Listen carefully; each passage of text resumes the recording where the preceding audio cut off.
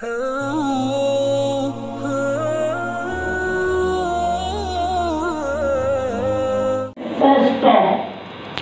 এর চেয়ে আর কোনো দাম নেই, এর চেয়ে আর কোনো দামি মানুষ দুনিয়া জমিনের মধ্যে নেই। এখন কথা হচ্ছে আল্লাহ তো বললেন সৃষ্টি শ্রেষ্ঠ নিকৃষ্ট।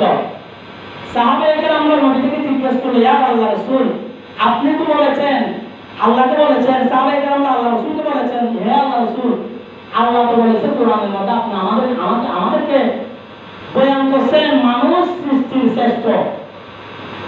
তা আমরা কি সৃষ্টি শ্রেষ্ঠ নাকি সৃষ্টি শ্রেষ্ঠ নিকৃষ্ট না আমরা কিভাবে বুঝবো? এই কথা যখন বলেছে আল্লাহ রাসূল তো বলতেছেন সৃষ্টির শ্রেষ্ঠ বুঝলাম, মানুষ সৃষ্টির শ্রেষ্ঠ সবার উপরে। অনেক নিকৃষ্টতা কেমন?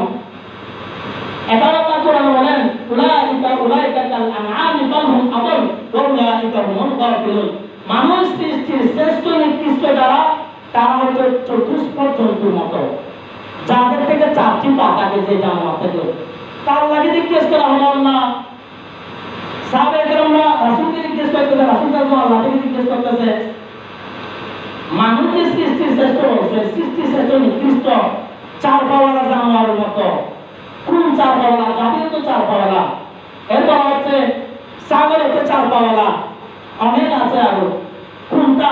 বালহুম আদরের ব্যাখ্যার মধ্যে রেখেছেন কুত্তার মতো। সৃষ্টির শ্রেষ্ঠ নিকৃষ্ট ওরা কারা?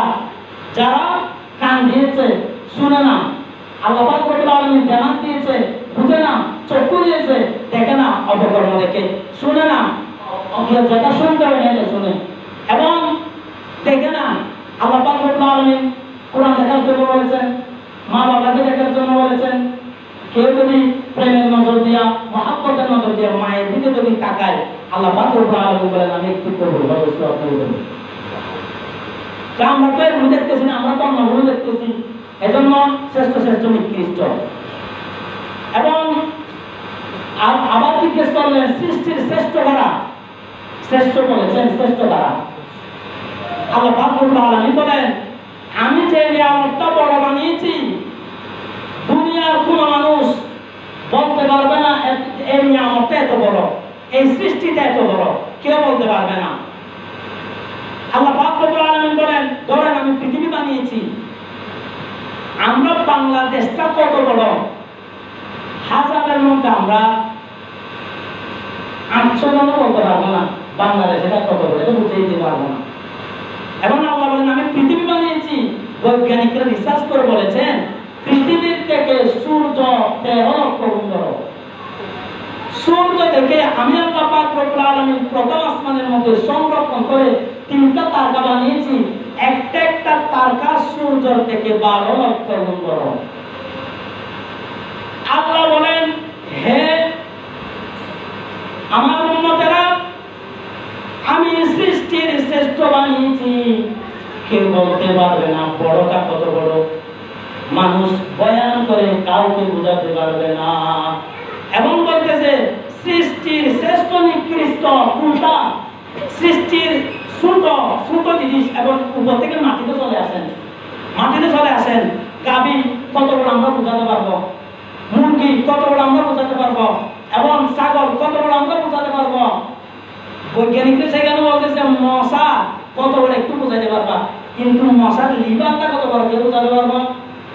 আল্লাহ বলেন দুনিয়ার কোন মানুষ কেন আমি আল্লাহ পাক রব্বুল আলামিন 1,24,000 পয়গম্বর বানিয়েছি, কেউ বোঝাতে পারবে না আমি আল্লাহ পাক রব্বুল আলামিন যে নিয়ামতটা বানিয়েছি বড়টা কত বড়, ছোটটা কত ছোট, কেউ বোঝাতে পারবে না। এমনকি আমার প্রিয় হাবিব নবী পর্যন্ত বোঝাতে পারবে না কত বড়, ছোটটা কত ছোট, বড়টা কত বড়, নবীও বুঝাতে পারবে না। সাহাবায়ে কেরামরা নবীর কাছ থেকে জিজ্ঞেস করলেন ইয়া আল্লাহর রাসূল এগুলো তো বুঝেছি, এবং বলেন সূর্য থেকে 3টা তারকা বানিয়েছেন, একটা তারকা সূর্য থেকে 12 লক্ষ গুণ বড়, তারকাগুলো কোথায়? আল্লাহ রাসূল বলেন কোরআনকে জিজ্ঞেস করে দেখো, হে কোরআন আমি তো 3টা তারকা বানিয়েছি, এটার জন্য তোমার কাছে আছে কি? কোরআন বলেন সূরাতুল ইনফিতারের মধ্যে গিয়ে দেখেন এটার জন্য অবশ্যই আমার কাছে আছে। ওয়ালাকাদ যায়্যানাস সামাআত দুনিয়া বিজিনাতিল কাওয়াকিব। প্রথম আসমানের মধ্যে এই তিনটা তারকা আমি আল্লাহ পাক রব্বুল আলামিন সংরক্ষিত করে রেখেছি। দুনিয়ার কোনো মানুষ বলতে পারবে না এই তারকাগুলো কত বড়। আল্লাহ বলেন, এটাও আমি বলে দিয়েছি, ওয়া ইন তাউদ্দু নি'মাতাল্লাহি লা তুহসুহা। সৃষ্টি যে করেছি দুনিয়ার কোনো মানুষ বলতে পারবে না সৃষ্টি এটা বড় ওইটা ছোট। হে নবী, আপনিও বলতে পারবেন না। এবার আমি আপনাদেরকে বোঝাতে চাচ্ছি যে এতগুলো সৃষ্টিটা আল্লাহ বানাইছেন, আমরা যে এগুলো উপমা দিয়ে আমরা মেসাল দিয়ে কথার ভাষা দিয়ে আমরা বোঝাতে পারছি না। এবং সৃষ্টি এগুলো আল্লাহ পাক রব্বুল আলামিন বানাইছেন। আল্লাহ কোরআনের মধ্যে বলেন এখানে মানুষ সৃষ্টির শ্রেষ্ঠ। এতগুলো সৃষ্টি করেছেন, এখানে আমরা কি? আমরা শ্রেষ্ঠ। এবং সাহাবায়ে কেরামদেরকে রাসূল বয়ান দিচ্ছেন, হে সাহাবায়ে কেরাম, বড় বংশের মধ্যে সম্মানী সম্ভ্রান্ত বংশের মধ্যে যদি জন্ম নেন আপনি সৃষ্টির শ্রেষ্ঠ হবেন না। আপনি যদি উত্তম স্থানের মধ্যে যদি জন্ম নেন আপনি সৃষ্টির শ্রেষ্ঠ হতে পারবেন না। কারণ আবু জাহেল কুরাইশ বংশের মধ্যে জন্মগ্রহণ করেছিল। আল্লাহ রাসূল বলেন, কেউ যদি বংশের কারণে যদি সৃষ্টির শ্রেষ্ঠ হইত, আবু জাহেলের আম্মা জান যখন খানে কাবা যখন তাওয়াফ করতেছে তখন আবু জাহেল দুনিয়ার জমিনের মধ্যে ভূমিষ্ঠ হয়েছে। স্থানটা উত্তম নাকি অনুত্তম? অনেক উত্তম স্থানটা তাওয়াফ করার সময় হয়েছে। এবং আবু জাহেল উত্তম স্থানের মধ্যে জন্ম হয়েছে। আবু জাহেল উত্তম বংশ, রাসূলের বংশ, কুরাইশ বংশ, সবাই জানেন।